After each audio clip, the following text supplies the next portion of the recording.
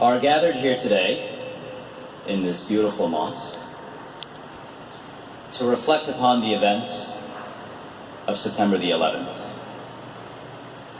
My name is Raihan Faroqui, and I am a member of Divan Foundation, a group affiliated with the Cornell University Muslim alumni.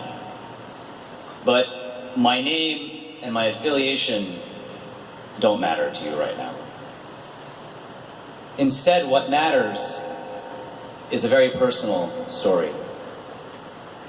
I'm here to tell you the story of my uncle, a man by the name of Mohammed Shajahan. He was 41 years young. He was my father's younger brother, and he worked proudly as a computer administrator on the 95th floor of Tower 1 of the World Trade Center. Shajahan was the son of a Bangladeshi village elder. Everyone back home knew his story.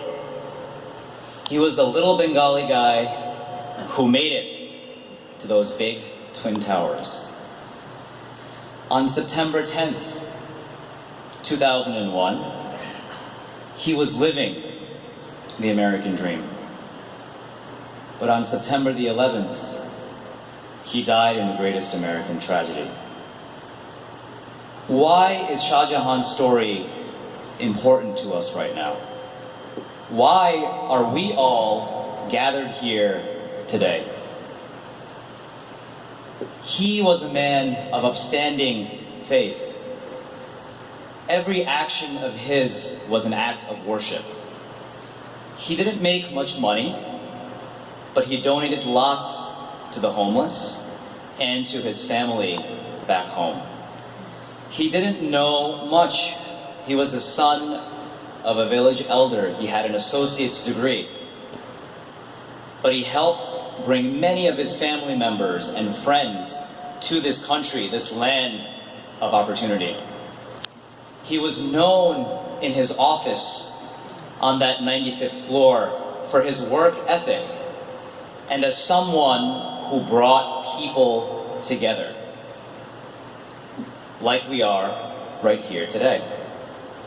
The world, however, forgets that Muslims, proud American Muslims, died on 9/11 as heroes.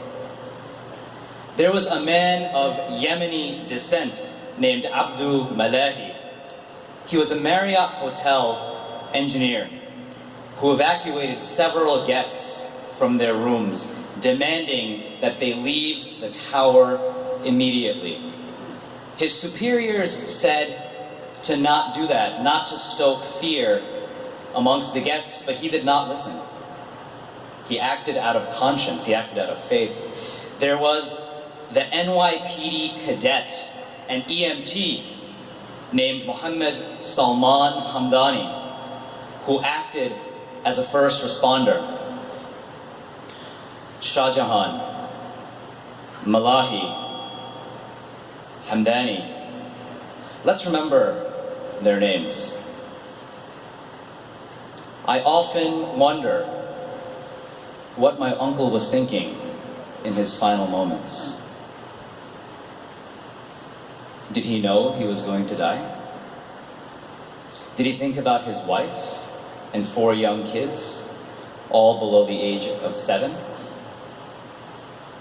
Did he think about me? Or maybe he was helping someone. Maybe he was helping to save a life. Maybe he was evacuating people. I don't know. Was he praising God in his final moments? Only God knows. My family has largely kept my uncle's story private over the years. Even many of my closest friends, some who are here, haven't heard about this in this manner. Immediate family members knew, of course. People in our local mosque community knew, but that's really it. We chose to grieve privately. So So why am I here now? Why am I speaking up at this moment? What compelled me to speak at this moment in time is the climate that we live in. This divisive election season, rampant Islamophobia, systemic and institutionalized racism and discrimination against all people, the death of an imam and his assistant, the death of an innocent Muslim lady walking the streets of Jamaica, both victims also from the small country of Bangladesh in South Asia.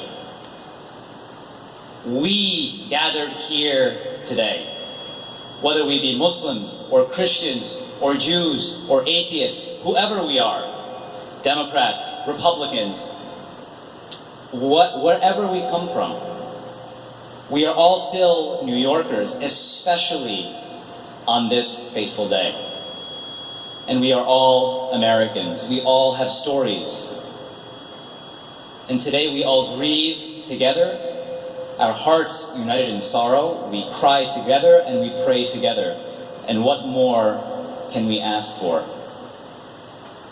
People like us, a nobody like me, people of faith, we need to stand together and say enough is enough. We are not going to stand for this status quo that is being shoved down our throats. We are going to unite in ways people could not imagine. As Imam Ali mentioned earlier, we need to terrorize the terrorists. To truly honor the victims of 9/11, to honor people like my uncle, Shajahan, we need to tear down these barriers of race and ethnicity.